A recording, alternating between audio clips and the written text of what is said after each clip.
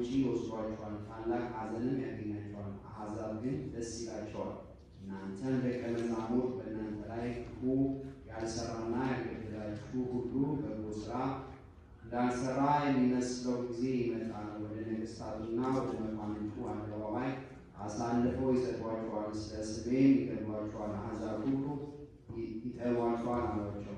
በነገሥታቱና በገዢዎቹ አደባባይ ብትቆሙ የምትናገሩትንም የምትመልሱትንም አታስቡ። በእናንተ አድሮ ያለ መንፈስ ቅዱስ በእናንተ ላይ ይናገራልና ስለ እናንተም በአንደበታችሁ ተናግሮ አሕዛብን ያሳፍራቸዋል። እዚያም ወራት ወንድም ወንድሙ ለሞት አሳልፎ ይሰጣል፣ አባት ልጁን ያሳልፋል፣ ልጆችንም በወላጆቻቸው ላይ በጠላትነት ይነሳሉ፣ ይገድሏቸዋል።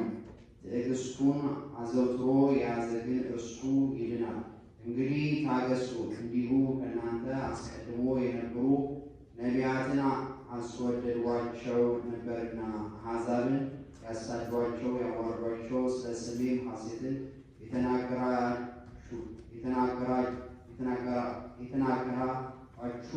እናንተ ንጹሐን ናችሁ። ወንድሞቼ ሆይ ከታላላቆች ቀኖች ውስጥ 300 ቀን በዚህ ዓለም የሰርግ ምሳ የሚደረግበትን እንዳለ ወቁ።